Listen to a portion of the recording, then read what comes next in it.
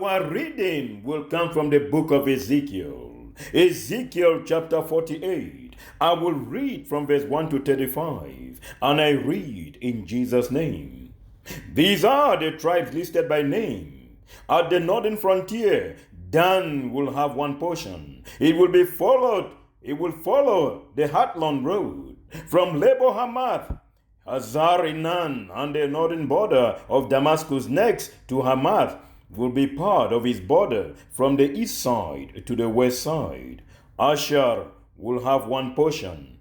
It will border the territory of Dan from east to west.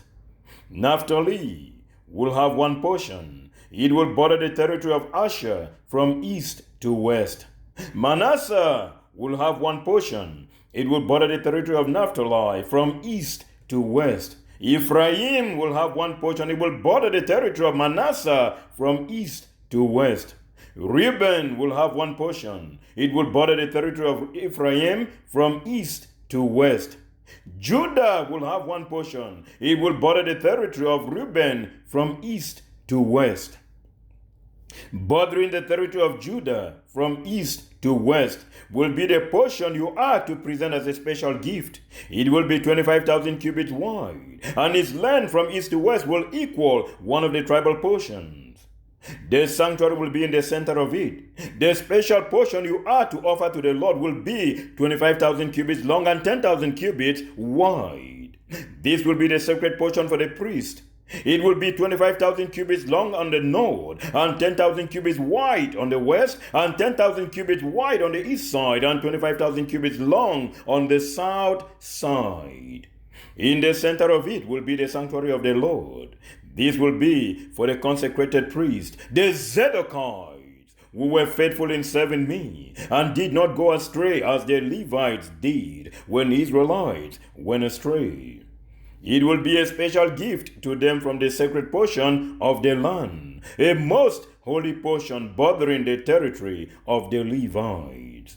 Alongside the territory of the priest, the Levites will have an allotment 25,000 cubits long and 10,000 cubits wide. Its total length will be 25,000 cubits and its width 10,000 cubits. They must not sell or exchange any of it. This is the best of the land, and must not pass into other hands, because it is holy to the Lord. The remaining area, 5,000 cubits wide and 25,000 cubits long, will be for the common use of the city, for houses and for pasture land. The city will be in the center of it, and will have these measurements. The north side, 4,500 cubits. The south side, 4,500 cubits. The east side, 4,500 cubits. And the west side, 4,500 cubits. The pasture land for the city will be 250 cubits on the north and 250 cubits on the south, 250 cubits on the east, and 250 cubits on the west. What remains of the area bordering on the sacred portion and running the length of it will be 10,000 cubits on the east side and 10,000 cubits on the west side. Its produce will supply food for the workers of the city. The workers from the city who farm it will come from all the tribes of Israel. The entire portion will be a square, 25,000 cubits on each side. As a special gift, you will set aside the sacred portion along with the property of the city. What remains on both sides of the area formed by the sacred portion and the property of the city will belong to the priest. It will extend eastward from the 25,000 cubits of the sacred portion to the eastern border, and westward from the 25,000 cubits to the western border. But these areas running the length of the tribal portions will belong to the prince, and the sacred portion with the temple sanctuary will be the center of them. So the property of the Levites and the property of the city will lie in the center of the area that belongs to the priest. The area belonging to the priest will lie between the border of Judah and the border of Benjamin. As for the rest of the tribes, Benjamin will have one portion. It will extend from the east side to the west side. Simeon will have one portion. It will border the territory of Benjamin as far as from east to west. Issachar will have one portion, and it will border the territory of Simeon from east to west. Zebulun will have one portion. It will border the territory of Issachar from east to west. Gad will have one portion. It will border the territory of Zebulun from east to west. The southern boundary of Gad will run from Tamar to the waters of Meribah Kadesh, then along the Wadi of Egypt to the Mediterranean Sea. This is the land you are to allot as an inheritance to the tribes of Israel. And these will be their portions, declares the sovereign Lord. These will be the exits of the city. Beginning on the north side, which is 4,500 cubits long, the gates of the city will be named after the tribes of Israel. The three gates on the north side will be the gate of Reuben, the gate of Judah, and the gate of Levi. On the east side, which is 4,500 cubits long, will be the three gates, the gate of Joseph, the gate of Benjamin, and the gate of Dan. On the south side, which measures 4,500 cubits, will be three gates, the gate of Simeon, the gate of Issachar, and the gate of Zebulun.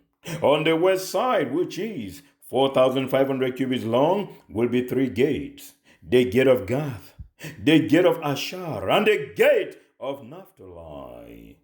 The distance all around will be 18,000 cubits, and the name of the city from that time on will be "The Lord is there." And this is the word of the Lord. Thanks be to God. Children of God, Ezekiel chapter 48 unveils to us God's master plan to settle his children around the sacred district and make the temple the center of the land. You see, when God's glory and presence left the temple earlier on, we shared the pain of Ezekiel, as the people were now left to the mercy of their enemies, who burned down the temple in Jerusalem, plundered the land, destroyed the walls, oh yes, and took the people captives, all into exile. So yes, child of God, it was a time of doom and gloom. We saw the presence of the Lord, his glory, depart from the temple in Jerusalem. It was a difficult time. It was indeed a very hard time. And so now, as we read in Ezekiel 48, we now share the hope and the joy of God's glory coming back to the temple and settling once and for all in the midst of his children, who have each been apportioned land by the tribes, oh yes.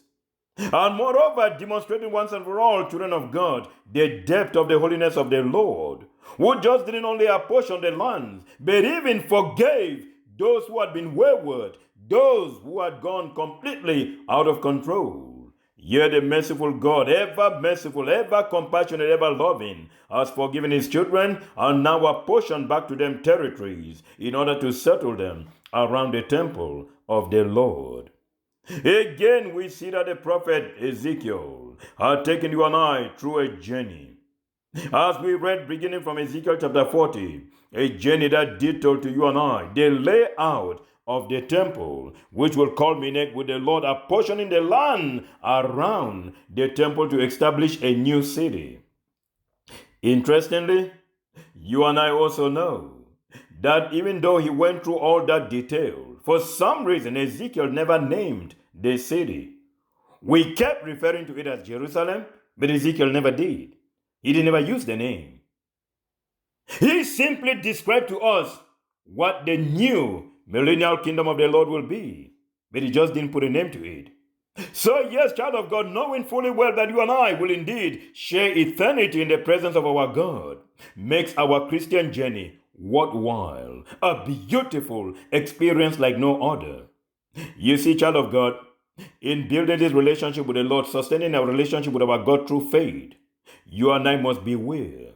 Do not let the problems of today, or the setbacks of yesterday, or the blurred future of tomorrow make us lose focus as to the very big package, the presence of God in the midst of his children, the promised eternity package around our God. The most important thing in our journey of faith, in this life of faith, children of God, remains our relationship with God. Everything else can take their position. They come from number 10 and go up, no problem. But number 1 is a relationship with God. For you and I know, without Christ in our lives, we have a crisis, and a monumental one at that. But you see, child of God, King Jesus himself had already given us the foundation of what what Ezekiel let you and I see this day. King Jesus had assured us again in the Gospel of John, in John chapter 14. He had told us, my Father's house has many rooms. If it weren't so, I would have told you. My Father's house has many rooms. If it were not so, would I not have told you? But I'm going to prepare a place for each and every one of you. Then I will come back and take you, so that where I am, there you will be with me in the name of Jesus. Oh yes. He wants us to be with him, to share that eternity with him, children of God. So no doubt, the Lord our God this time through the prophet Ezekiel is letting us know the tribes have been apportioned land. They each can now lay claim to land. The land that will be now kept by them for eternity. A land for which, children of God, you and I are now included. One of the great joys of the writings of the prophet Ezekiel is also letting you and I know the Lord our God had promised in Ezekiel chapter 47 in verse 22. You are to allot it as an inheritance for yourself and for the foreigners residing amongst you. So yes, child of God, the divisions we have just gone through in Ezekiel chapter 48 also involves us. God's promised blessings, children of God, was not limited to a people. It was for all his children, absolutely. The Lord our God had already let us know this, the children of God. His laws binds all his children, every one of them, absolutely. No doubt his servant Moses says in Leviticus chapter 24 in verse 22, you are to have the same law for the foreign and the native born. I am the Lord, your God. So yet in the eyes of the Lord, children of God, you and I too will inherit the millennial kingdom of King Jesus. We are part of the package. We are not excluded from the package. No child of God should feel themselves excluded. No, not at all. He will treat the foreign born and the native born Israelites the same way, absolutely. If we sinned, we will be judged with the same righteousness and discipline as we deserve. There will be no partiality. He remains an impartial God in the name of Jesus. So yes, child of God, the Lord that reminded you and I again in Isaiah 56 in verse 7, my house shall be called a house of prayer for all nations. That same God this day, children of God, he is letting you and I know before the throne of grace. There are no more Jew or Gentile. There is no more difference, child of God. For the same Lord, Jesus is Lord of all and richly blesses all who call on him in faith. Oh yes. For everyone who calls on the name of our Lord Jesus Christ will be saved in the name of Jesus. Believe it in your heart, child of God, and be justified. Profess it with your mouth and be saved in the name of Jesus. The Lord our God has invited you and I this day. He has finally revealed to us the mystery that had been packaged from the very get-go. That is, Gentiles and Jew alike are all one body and his together in the kingdom of King Jesus. So there will be no discrimination. We are one. No Gentile or Jew. Circumcised or uncircumcised. Barbarian, Scythian, slave or free. Is one Christ for all and in all in the name of Jesus. Therefore, our call this day in this life of faith, children of God, as the chosen people of our Lord, holy and dearly loved, Colossians 3:11 verse 12 says, in Colossians chapter 3 verse 12, the word of God says, therefore, children of God, as God's chosen, holy and dearly loved, clothe yourself with compassion, kindness, humility, gentleness, and patience. Verse 13 says, even bear with one another, forgive one another. Oh yes, as the Lord had forgiven you. Let us not miss out on what the King of Glory has packaged for us. God's promises to us as we've gone through this entire book of the prophet Ezekiel has been one step of encouragement after the other. We saw a people that pushed back against their Lord. and the consequences were enormous. We saw a people that resisted their Lord, and yet the Lord our God appointed his prophets to bring a warning message to them, but they pushed back. Oh yes. Ezekiel was one man who had resolved to obey the Lord. Even though he had been trained to be a priest, guess what? The Lord our God set him apart to be pretty much what you and I might refer to today as a street preacher. And for 22 years in Babylon, he will warn the children of God about God's judgment and salvation, calling upon them all to repent and obey. Oh yes. Ezekiel did not just talk the talk. He walked the walk. That's the beauty of Ezekiel. You see, during his ministry, the Lord will ask this man to do some dramatic things that you and I will go, are you serious? Yeah. And he obeyed. The Lord will ask him to lay on his side for 390 days. And during that time, he was only to eat 1/8 ounce of a meal of food cooked a day over manure. Like, seriously? I mean, the man was to cook his food over manure. That was cow dung, to put it rightly. And that's how the man obeyed the Lord. He even shaved his hair and beard as the Lord required of him. Even when his wife died, he couldn't even display any emotions. Like the Lord said, nope, don't even show any sorrow. And he faithfully obeyed the word of God and proclaims God's word to a people that were lost. Is the Lord asking us to do something so dramatic today? No! King Jesus took the bullet for us already on Calvary. Therefore, our call this day is to live this life of faith as true Christians, as true children of God in obedience and in reverence to the Father. Knowing fully well the one that promised us again in John chapter 14, he is going to prepare a place, will be back. Where you going to be when he comes back? Where you going to be, child of God? Are you ready if he comes back today? That's the question we should ask ourselves. The Lord set Ezekiel apart as a watchman. He was to preach the word of God and demonstrate it. He did.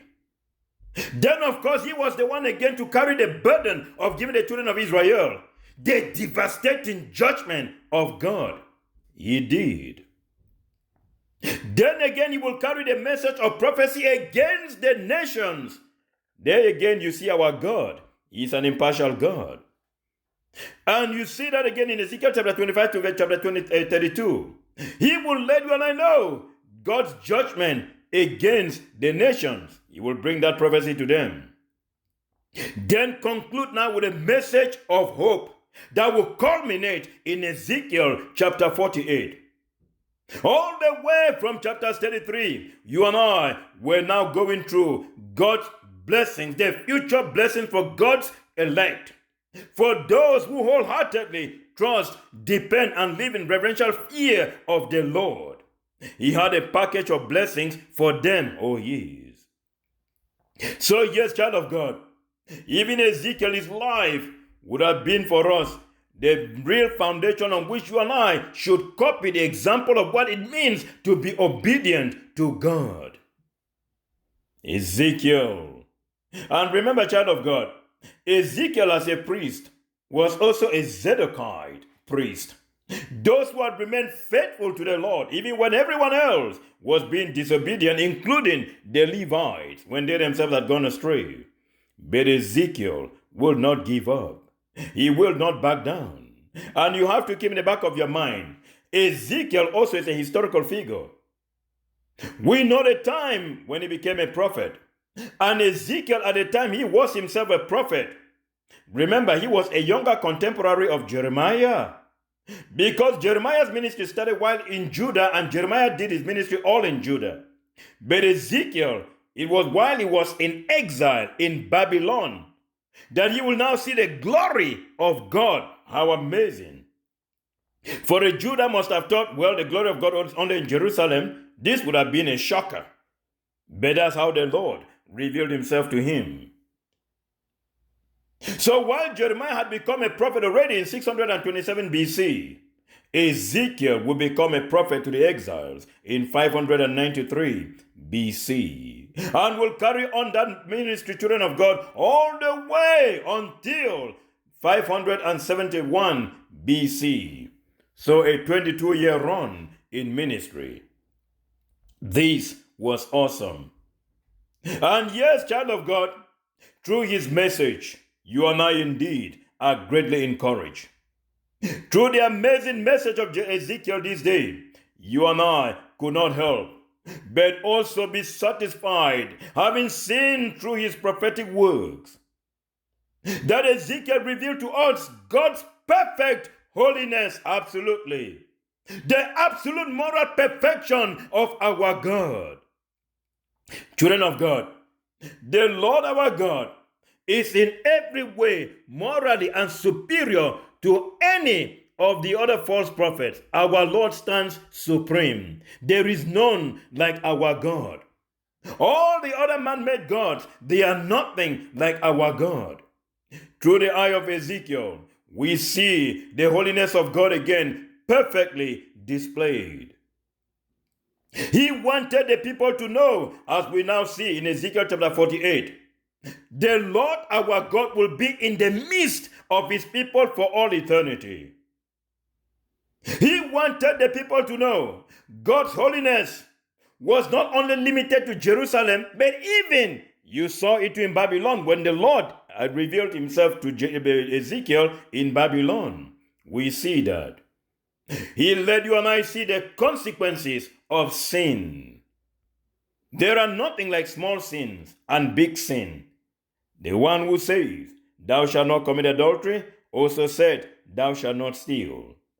And he also asked of you and I to keep holy the Sabbath. There are no small sins. And thanks to the message of the prophet Ezekiel, God's promise of restoration is very clear. There too again, you and I find comfort. There too again, children of God, you and I are reminded this day, the Lord our God will be there for us. He will not forsake us. He will not turn his back to us. He will bring us back to himself. This is the promise of God to each and every one of us. This is the hope of our life of faith. This is the reason, children of God, we cannot give up on this journey of faith. Oh, yes. Not only did the Lord set apart in the millennial kingdom a sacred district where the temple of the Lord will dwell, but also we see the land of God, our portion now, this time around parallel, as we see the respective tribes being settled. They are now being settled this time around, not like it was done in the time of Joshua. No. You see, in the time of Joshua, it was done by casting lots. But not this time. In the time of Joshua, the Levites really didn't have land because they stood apart as a people then to serve the Lord amongst the tribes. But not this time. And interestingly, to children of God, we see that even as the Lord settles them, the division of the land shows that God's kingdom is the place for everyone who obeys and believes in the one true God. The partitioning of the land, we even see the tribes that had also been very faithful. In a way, they were rewarded by their proximity to the temple, to the holy district. In a way, the Lord our God was also letting you and I see in very clear terms that the King of Glory has now come to settle permanently in the midst of his children. Never again will he alienate them. Never again will he forsake them. Never again will he abandon them. But this time he has come to dwell amongst them. Oh, yes. You see, child of God, when we look again at the partitioning of the land, it is pretty interesting. No tribe was allotted land on the eastern side of the Jordan, as was the case before. This time around, it didn't happen. Instead, we see that all the land are instead partitioned parallel, but all around the central district, but nothing further away. Then as we see the lands being partitioned too, what we also note is that they are all attached to each other. It's like square boxes, all attached to each other. Almost to the point where you cannot even begin to say, well, hold on. You mean there is no gap between? No, there is no gap. As that man's boundary ends, the next person's boundary starts. The land allotment is very clear, absolutely.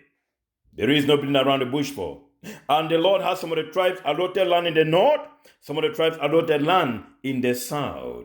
Then, of course, we speak a special land allotment for the priest, the Zadokite priest, as well as for the Levites. Again, there is land set apart for the city. Then there is land for the prince. So that without even going through the details, you will see that from verses 1 to 8, this will now be the area allotted for the northern tribes. Then, of course, the priests will be from verses 8 to 12. Then we see the territory of the Levites from verses 13 to 14, that of the city from verse 15 to 20, and that of the prince in verse 21 to 22. Then, of course, immediately following that, to children of God, we see that the Lord our God will then proceed to distribute the land for the southerners, or rather for the southern territory, to the remaining tribes. Take note, in the apportioning of the land, Ephraim and Manasseh, these are the two tribes from Joseph. These were the two sons of Joseph that his father had claimed as his own and made them nations of their own. So they too are apportioned land in the north, as well as Reuben. Reuben, you see, is also apportioned land. It might feel almost as if this time around, Reuben is cleansed of that original sin. Then again too, we see that Judah is also given land on the north, but then of course, Judah's land now is the one closest to that holy territory. That's why scripture will now say to us, bordering the territory of Judah from east to west will be the portion to be set apart as a special gift to God. Then on the south, when we go now to look at the description on the south, prior to that, there are some succinct details that scripture will give us, especially for the land that will be for common use, for the city, for housing, for pasture lands. We see a lot of details. We see a lot of the repetition of the details given to us too about the territory allotted to the priest. Something we had seen earlier on too for the land of the priests and the Levites in Ezekiel chapter 45. But then again, emphasis is put on it in this section in Ezekiel chapter 48. Then yes, child of God, we see again further emphasis on the territory allotted to the prince. The prince, of course, will be the one that our Lord will set apart to rule that land. He too is given a special land. And as we know, he has a right to give it as an inheritance to his descendants who will keep it. The Levites will not sell their territory no matter what. They are to keep it. Then bordering now the holy territory from the south will be Benjamin. Then after Benjamin we have Simeon, Issachar, Zebulun, and Gad. These are the various territories that are now bordering the land on the south. What stands out for you and I is the fact that Judah and Benjamin immediately border, they are closest to the holy district. Well, you could also look at it and say it was God's own way to reward them for their fidelity. They had remained faithful. When the northern tribes had all gone into idolatry, Judah and Benjamin had pretty much remained faithful. That you got to give it to them. So no wonder they are so close to the holy district. That pretty much stands out, almost like God's way to reward them. Almost like a way for the Lord our God to say, this is a thank you for being faithful. It will not be strange. Remember, the Lord set aside land for the priest, the descendants of Zadok. Why? Because they were faithful. They did not give up when the other tribes had gone astray. They had remained loyal. And because of their loyalty, the Lord our God rewarded them. We have to keep that in the back of our mind. Then when you look again, children of God, interestingly, a place like Dan, the tribe of Dan was noted too for its idolatry. But here now we see Dan being allotted a portion too. Pretty nice. And what even stands out too, which you and I kind of find interesting, is that Dan is the first to be apportioned land in Ezekiel chapter 48 in verse 1. Pretty much kind of stands out for us. Because when we look at the listings of the tribes in the book of Revelation chapter 7, somehow Dan was omitted. But now we see that Dan, even though Dan had been forewarned that Dan would be a tribe that would embrace idolatry, Dan didn't even hesitate to do that. But our Lord, our God, in his mercy, now brings them back to the fold.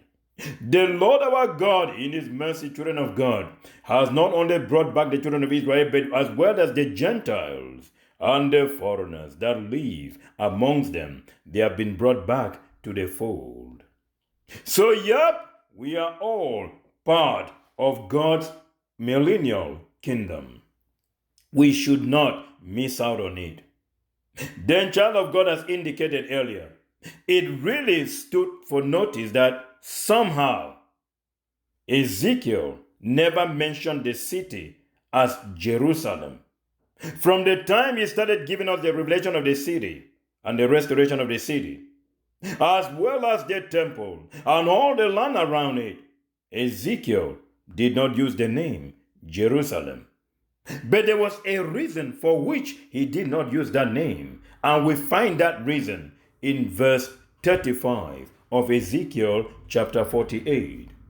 It is something that truly stands out for you and I, which we could not help. It was the fact that Ezekiel now says the name of the city will be Jehovah Shammah. The Lord is there in the name of Jesus. This is the name of the city. This is the name he held so dear to him as he took you and I through this elaborate journey loaded with details. Such finite details that Ezekiel left us wondering, but why? Now the Lord our God finally lets us know why the name was not used as Jerusalem. Because the name to that city is finally revealed to us.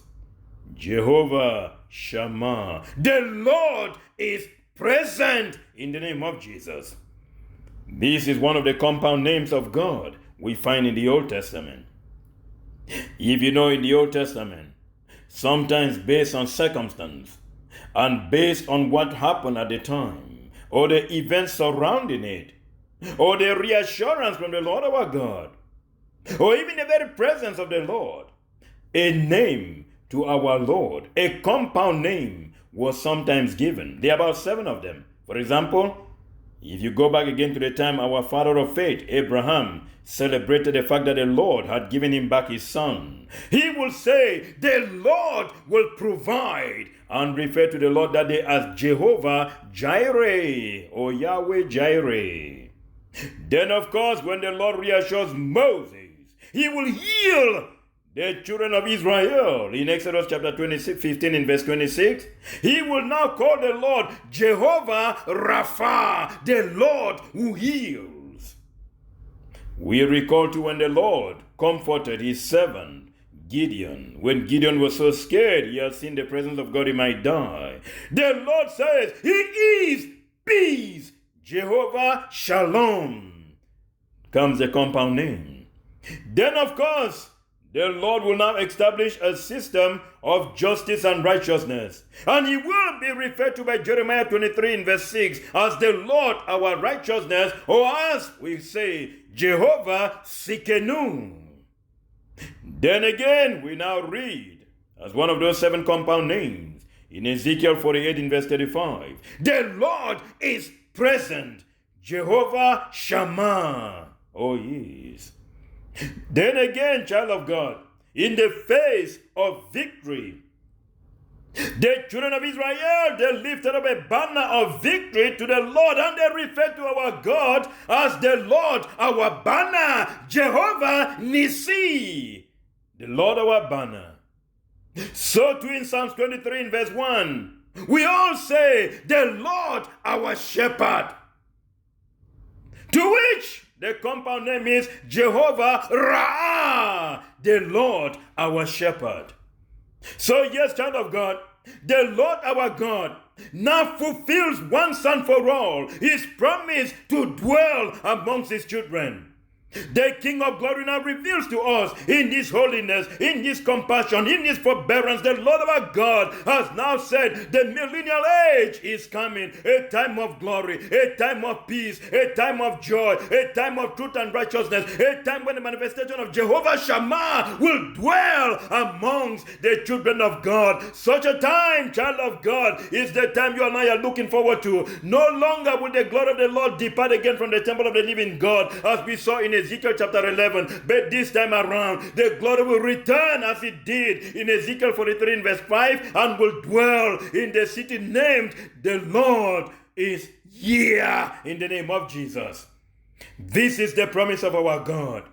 This is the Lord our God reminding you and I. He will come to dwell in the midst of his children. Never again will the Lord our God abandon his own. Never again will the glory of the Lord depart because of the sinfulness of the children of God. When he comes and dwells with us, children of God, this time around, it will be in righteousness. This time around, no more shall we be beholden again to our evil ways. This time around, children of God, when the glory of the living God will manifest, even the gates of the city will be named after the 12 tribes. The book of Revelation reminds you and I again, even the foundations of the city will be named after the 12 apostles of Jesus Christ. Oh yes, child of God, this time around our Lord and our God is coming to dwell in the midst of his own. The King of glory, as he concludes the word of God in Ezekiel chapter 48 in verse 35, is now fulfilling all the unconditional promises the Lord our God had made, be it the Abrahamic covenant, be it the priestly covenant, or the Davidic covenant, or even the new covenant on Holy Thursday, children of God. The Lord our God is now consummating the history of the children of Israel from their struggle with God, from the time our first father Adam had been disrespectful and had turned his back through sin to the one living God. The presence of God is back. We are now looking forward to the moment when the presence of God will return and be amongst his children for all eternity. Father, King of glory, we are looking forward to that day. We are excited about that day. We are believing in that day. We are trusting in that day. We are holding upon the promise of God for the children of God for that day. Father, Lord, we know that day is coming. We know that day is coming, my Lord and my God, when the names of the children of the living God that have been written in the books of heaven will join with the saints, oh Lord, to celebrate the monumental time when we all will share eternity together. King Jesus, you assured your children again you are going to prepare a room for them. Father, King of glory, keep our rooms ready. Keep our rooms ready, oh Lord, in the mighty name of Jesus Christ, as we go through the word of the living God daily, being nourished by your word, being fed by your word. Help us, my Lord and God, with a wisdom from on high to understand your word, to understand it in detail, oh Lord, in the mighty name of Jesus Christ. Everlasting King of glory, our Lord and our God, open the minds of your children this day, oh Lord, eternal King of glory. We want to share that eternity with the Father. We want to share eternity with you, our Lord and our God, in the mighty name of Jesus Christ. Everlasting King of glory, put the seal upon our foreheads, oh Lord, so that we too shall not miss out on that day, in the mighty name of Jesus Christ. My Father, as the seal of the living God is signed on the foreheads of the children of God, we shall join the various tribes listed again in Revelation chapter 7 from verse 5 all the way to verse 8 to share eternity in the mighty name of Jesus. Put on white robes upon your children this day. Put on the white robes, my Lord and my God, and the reward of God promised to the children of God will be their portion in the mighty name of Jesus Christ. We shall look forward to that day, oh Lord. We are looking forward to that day, everlasting King of glory. We are looking forward to that day with a zeal, with a passion, with a hunger to be with our Lord for all eternity in the mighty name of Jesus Christ. It will be a time like no other, oh Lord. A time when every tear will be wiped away, when the children of God will drink from the springs of living water, oh Lord, in the mighty name of Jesus Christ. Everlasting King of glory, we are looking forward to that day. We are looking forward to the time when no more will shall the children of God see the temple of the living God, but rather the Lord and the Lamb will be the temple of the city in the name of Jesus. Never again will the sun have to shine. Never again will the moon shine, but the glory of God will give it light, and the Lamb of God will will be the lamp in the mighty name of Jesus Christ. Father, King of glory, nations will walk by his light. Even the kings of the earth will bring their splendor unto it, oh Lord. My Father, your children are looking forward to that day. We are holding firm to that promise, oh Lord. King of glory, in every way, shape, or form, we know that the glory and the honor of the living God will dwell amongst his children in the mighty name of Jesus Christ. Eternal King of glory, as you restore Eden, as you bring your children back into your fold, as the glory of the Lord and the presence of God dwells in the midst of the children of God. Father, bring us ever closer. Bring us closer to you, my Lord and my God. We want to share eternity with the Father. We want to be in the comfort of the living God. Nowhere else would rather be but with you, O Lord. Nowhere else would rather be but with the King of glory. Father, Lord, let this moment be our moment, our Lord and our God, to open our hearts to you, to cry out to the King of glory, and to plead the Lord God Almighty, wash us, Father, with the blood of your Son, our Lord Jesus Christ, and cleanse us permanently from all transgression, iniquity, and sin, and may the grace of our Lord Jesus Christ, the love of God, and the sweet fellowship of the Holy Spirit be and abide with us now and forevermore. In Jesus' amazing name we have prayed. Amen, amen, and amen. Thank you, Lord.